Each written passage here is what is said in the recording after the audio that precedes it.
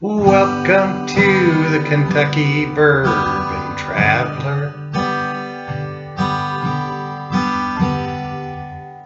Today we're heading to Old Forester's downtown Louisville, Kentucky Whiskey Row Distillery. We're also going to review Old Forester's signature 100 proof bourbon. And we'll have a recipe for bourbon glazed salmon. Hi, I'm Ken, and welcome back to Louisville, Kentucky. It's been a busy week in Louisville, Kentucky. We had a diesel truck go ahead and swerve into the emergency lane where a disabled car was and catch on fire. Nobody was hurt badly, a few bumps and bruises, but more importantly, the cargo of new aged barrels ready to get bottling was saved. Just a few charges, just in case you guys are curious. Today we're going to downtown Louisville's Whiskey Row, the gateway to the Bourbon Trail. Many of the Bourbon Trail distilleries are about an hour from Louisville, and many downtown visitors never even get the chance here in Kentucky to see them. Recently, 3 distilleries have opened up small mini distilleries in downtown's old Whiskey Row, which at one time had 89 distilleries running. They made Whiskey Row on the banks of the Ohio River because most of Kentucky looks like this.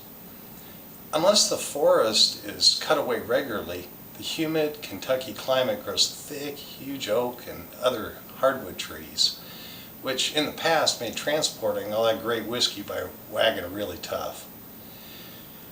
In the 1850s, distilleries located in the downtown Louisville area on the Ohio River waterfront area that is now called Whiskey Row. The Ohio River current was perfect for floating whiskey downriver to trading posts as far as New Orleans, Louisiana. Kentuckians made cash by selling bourbon along with the hardwood that was carried in their rafts, and many of them ended up having to walk home. The largest distiller downtown is Old Forester. The old 1850s office of Old Forester founder George Garvin Brown has been renovated for a visitor center and a mini tour site. Visitors get a taste of bourbon history, production, barrel making, and of course Old Forester bourbon whiskey. The bulk of Old Forester production, distilling and aging in the area, is still done in Shively, Louisville, a few miles away. Old Forester bourbon was named after Dr. William Forester, Forester with 2 R's, a customer of the founder of Old Forester, George Brown, when Mr. Brown was working as a pharmaceutical salesman. After Dr. Forester retired, they dropped the 2nd R in the name, and the Brown Forman product became Old Forester whiskey. In the 1920s and early 1930s, Brown Forman was one of the few distilleries that survived Prohibition by having one of the few licenses to make whiskey for medicinal purposes. Old Forester downtown on Whiskey Row doesn't have historic rick houses since it's a new facility, but it has operating mash tubs where you can taste the mash in the tubs. Brown Forman is one of a handful of distillers that make their own barrels. 2 craftsmen make new oak barrels as you watch, which is not a common experience in the distilleries. Each tour group burns or chars a barrel, blackening the inside of the new white oak barrel by fire. Here you can see firsthand how it works to char, to prepare a barrel to be filled with new White Dog whiskey. This is the wall which has a different barrel hoops that compresses the wood into the shape of a barrel. Old Forester's tasting is elegant as well, and we were surprised to come across today's bourbon, Old Forester's signature 100 proof straight bourbon whiskey.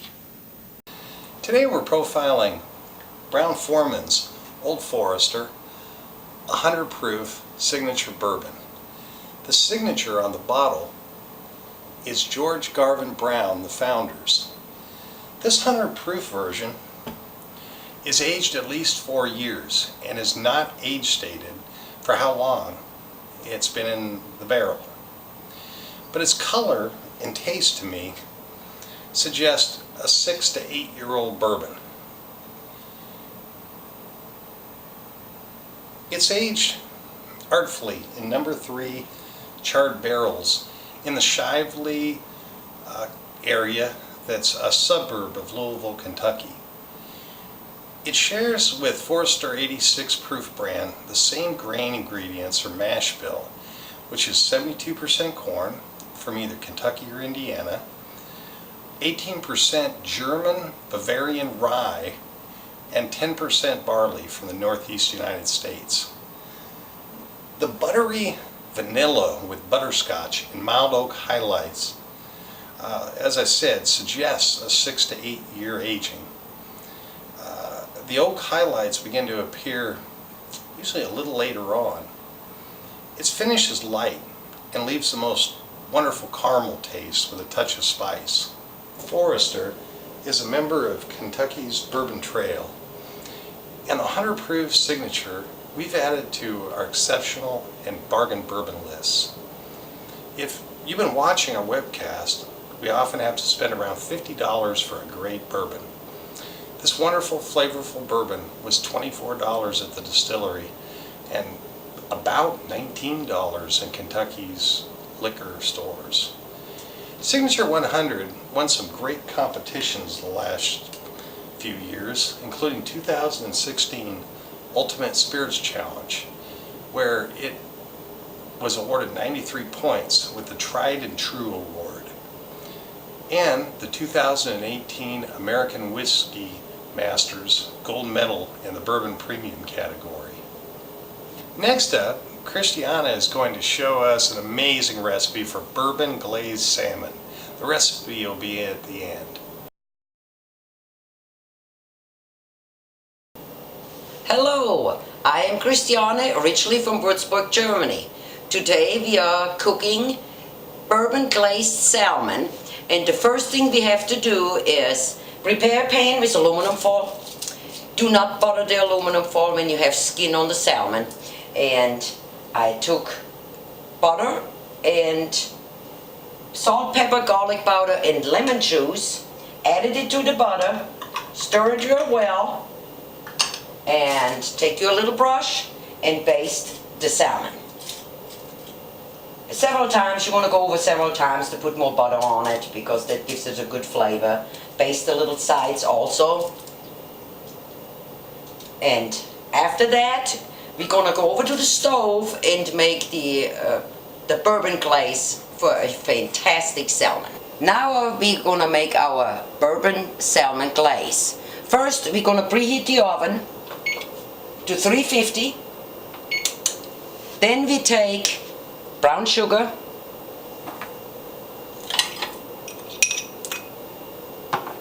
balsamic vinegar, ginger, and bourbon, choice, whatever favorite bourbon you have, but only half of the bourbon measured out. And at the end of the show, you have a full recipe and you know the complete measurements for the glaze. Now I turn the stove on, probably around 6. If you have an electric stove, if you have a gas stove, you just leave it on kind of low. And you begin to stir the brown sugar and the ingredients. And when they start getting warm, they're going to liquefy. But you have to still keep on stirring until it kind of caramelizes it. Now after the glaze started to get thick and it smells fantastic, it almost smells like a rick house. We add the rest of the bourbon. Then we add a half a teaspoon of fresh herbs, rosemary and thyme.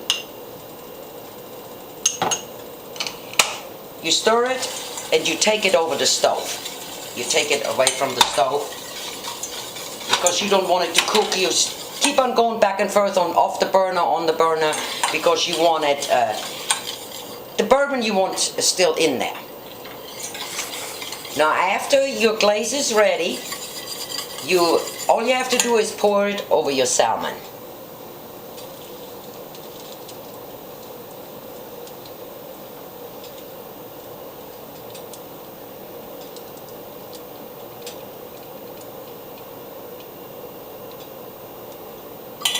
Now it's ready to go into the preheated oven, and depends on the size of your salmon.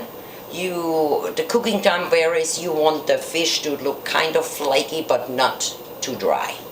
So after the glaze is on, we cover the pan with aluminum foil, and the cooking time on this fish is approximately 15 minutes, but sometimes it takes a little longer, depends on the thickness of the fish.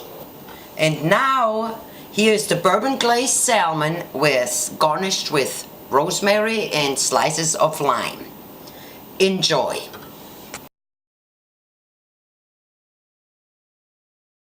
Kentucky Bourbon Traveler is proud to be a member of the Stave and Thief Society Bourbon Certification Program. Last year, the Kentucky Distillers Association announced the official bourbon education program, the Stave and Thief Society. It's the official bourbon education course endorsed by master distillers and 33 distillers in Kentucky. If you enjoy getting your bourbon certificate online, even in Europe and Canada, contact Kristen Head at 502-266-7377 or go online, registrar@staveandthief.com. Kentucky Bourbon Traveler.